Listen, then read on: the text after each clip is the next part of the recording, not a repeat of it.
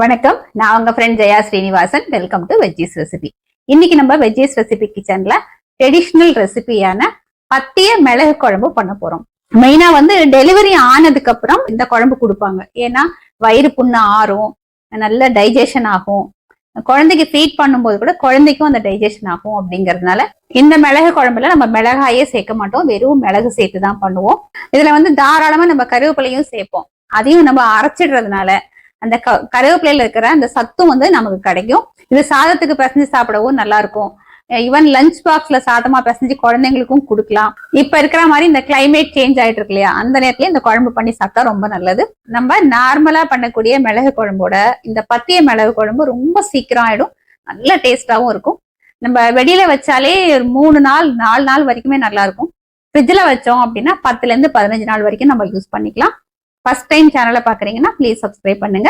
Bell ஐக்கானை click பண்ணி all option கொடுத்துட்டீங்கன்னா நான் போடக்கூடிய எல்லா வீடியோஸும் குவிக்கா உங்களுக்கு ரீச் ஆகும். வாங்க ஈஸியா இந்த பத்திய குழம்பு எப்படி பண்றதுன்னு பார்க்கலாம். ஸ்டவ்ல ஒரு கடாய் வச்சிருக்கேன். 1 டேபிள் ஸ்பூன் நல்லெண்ணெய் சேர்த்துக்கலாம். எண்ணெய் சூடானதும் கொஞ்சம் பெருங்காயம் நல்லா பொரியணும். பெருங்காயம் பொரிஞ்சதும் 1 டேபிள் ஸ்பூன், அதாவது நல்ல ஹீப்டு டேபிள் ஸ்பூன் துவரம்பருப்பு சேர்த்துக்கலாம். இதோட 1 டீஸ்பூன் உளுத்தம்பருப்பு. பருப்பு நல்லா செவந்து வர்ற வரைக்கும் வறுத்துக்கணும். உளுத்தம்பருப்பு இந்த குழம்புக்கு நல்ல ஃபிளேவரையும் கொடுக்கும், திக்னஸையும் கொடுக்கும். இதெல்லாம் ஃப்ரை பண்ணிக்கிறதுக்கு நம்ம கொஞ்சம் எண்ணெய் தாராளமா தான் எடுத்துக்கணும். இந்த நல்லா செவந்து இப்படி வறுபடும் போது இந்த குழம்பு நல்லா வாசனையாவும் டேஸ்டாவும் இருக்கும். பருப்புலாம் இந்த மாதிரி லேசா செவந்து வந்ததுக்கு அப்புறம் ஒரு லெவல் டேபிள் ஸ்பூன் மிளகு, 1 டீஸ்பூன் ஜீரகம், ஒரு பெரிய நெல்லிக்காய் அளவு புளி இந்த மாதிரி நல்லா நாரெல்லாம் எடுத்துட்டு தனித்தனியா பிரிச்சு வச்சிருக்கேன். இதுவும் சேர்த்துக்கலாம். இந்த புளியையும் இதுலயே சேர்த்து நல்லா வறுத்துக்கணும். இதோடயே நல்ல பெரிய கைப்பிடி அளவுக்கு கருவேப்பிலை நல்லா வாஷ் பண்ணிட்டு தண்ணியை ட்ரைன் பண்ணி வச்சிருக்கேன். ஈரம் இருந்தாலும் பரவாயில்ல, நம்ம அதுல வறுத்துக்க தான் போறோம். இதையும் சேர்த்துருவோம். இது எல்லாத்தையும் சேர்த்து லோ ஃப்ளேம்ல நல்லா வறுத்துக்கணும். கருவேப்பிலை பச்சை வாசனை போக நம்ம நல்லா வதக்கிக்கணும். பருப்பெல்லாம் நல்லா செவந்து வந்தாச்சு, கருவேப்பிலையும் பச்சை வாசனை போக நல்லா வறுபட்டாச்சு. இப்ப ஸ்டவ் ஆஃப் பண்ணிக்கலாம். இதுலயே இந்த குழம்புக்கு தேவையான அளவு உப்பு, 1/4 டீஸ்பூன் மஞ்சள் பொடி, 1 டேபிள் ஸ்பூன் வெல்லம்.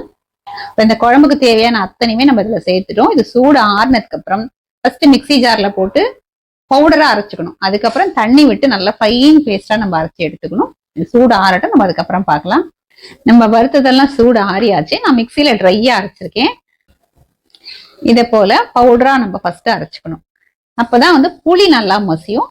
இதுக்கப்புறம் தண்ணி சேர்த்து நல்லா ஃபைன் பேஸ்டா நம்ம அரைச்சி எடுத்துக்கலாம். ஸ்டவ்ல அதே கடாய் வச்சிருக்கேன். 2 டேபிள் ஸ்பூன் நல்லெண்ணெய் சேர்த்துப்போம். எண்ணெய் சூடானதும் 1 டீஸ்பூன் கடுகு சேர்த்துக்கலாம். கடுகு வெடிச்சதும் நம்ம அரைச்சி வச்சிருக்கிற இந்த விழுதை சேர்த்துருவோம். மிக்சி ஜார்ல ஒரு 150 ml தண்ணி சேர்த்திருக்கேன். அதை நல்லா கலந்து இந்த குழம்புல விட்டுடலாம். இது எல்லாத்தையும் நல்லா கலந்து விட்டுப்போம். ரொம்ப சீக்கிரம் திக்காயிடும். ஏன்னா நம்ம உளுந்து சேர்த்திருக்கோம் இல்லையா, அது இந்த கன்சிஸ்டன்சியை கரெக்டா கொண்டு வந்துரும். இதுல பச்சை வாசனை எதுவுமே இல்லை. எல்லாத்தையும் நம்ம நல்லா வதக்கிட்டு தான் அரைச்சிருக்கோம். இது இப்ப நல்லா கொதிச்சு கொஞ்சம் திக்காகட்டும். இதை நீங்க டேஸ்ட் பண்ணி பாருங்க. உப்பு எதுவும் கம்மியா இருந்தா நம்ம இப்ப சேர்த்துக்கலாம். எல்லாத்தையும் நம்ம சேர்த்து அரைச்சிட்டோம் அப்படிங்கறதுனால வேற எதுவுமே சேர்க்க வேண்டியது இல்லை. தாளிக்கும் போது கடுகு மட்டும் சேர்த்தா போதும், வேற எதுவுமே அவசியம் இருக்காது. ரொம்ப திக்காயிடும் இந்த மிளகு குழம்பு. மிளகு குழம்பு பாருங்க கொதிக்க ஆரம்பிச்சாச்சு. இது கொதிக்க ஆரம்பிக்கும் போதே திக்காகவும் ஆரம்பிச்சாச்சு பாருங்க. அவ்வளவு சீக்கிரம் கெட்டியா வந்துடும். ஆனா நடுவுல நம்ம அப்படி கொஞ்சம் கலந்து விட்டுக்கணும், இல்லைன்னா அடியில பிடிக்க ஆரம்பிச்சிரும். இது நல்லா கொதிச்சு எண்ணெய் பிரிஞ்சு வரட்டும், நம்ம அதுக்கப்புறம் பார்க்கலாம். இந்த குழம்பு பாருங்க அப்படியே போட்டு போட்டா தெரிச்சு சுத்தி சிந்த ஆரம்பிச்சிரும். நம்ம ஒரு மூடியை போட்டு மூடிட்டோம் அப்படின்னா வெளியேயும் சிந்தாது, சீக்கிரமும் எண்ணெய் பிரிஞ்சு வந்துடும். குழம்பு நல்லா கொதிச்சாச்சு. நல்லா கொதிச்சு நம்ம விட்ட எண்ணெய் ஊஸ் அவுட் ஆகி வந்திருக்கு பாருங்க. மிளகு கருவேப்பிலை சேர்த்ததுனால இது கொஞ்சம் அந்த எண்ணெய் கருப்பாவே இருக்கு. நல்லா ஒரு தடவை மிக்ஸ் பண்ணிக்கலாம். இப்ப ஸ்டவ் ஆஃப் பண்ணிடுவோம். இதை சர்விங் பவுல் மாத்திக்கலாம். டேஸ்டியான மிளகு குழம்பு சர்விங்க்கு ரெடி. இந்த பத்திய மிளகு குழம்பு சூப்பரா ரெடி ஆயாச்சு. அப்படியே சாந்து மாதிரி இருக்கு பாருங்க. நல்ல கமகமான வாசனையாவும் இருக்கு.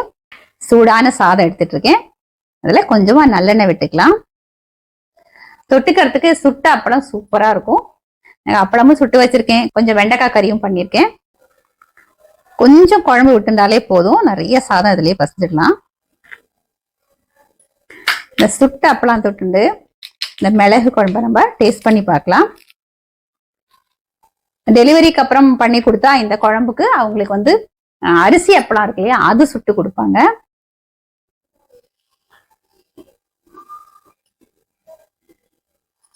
பிரமாதமா இருக்கு. மிளகு வாசனை, அந்த கருவேப்பிலை வாசனையோட ரொம்ப அட்டகாசமா இருக்கு.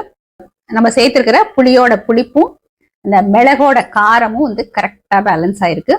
அந்த காலத்துல இதை பத்திய குழம்பா பண்ணும்போது புளியை வந்து நம்ம அதுலயே வந்து வதக்கிட்டோம் இல்லையா, அந்த மாதிரி பண்ணாம குமுட்டி அடுப்புலையோ இல்ல அடுப்புலையோ அந்த புளியை சுட்டு அதுக்கப்புறம் பண்ணுவாங்க.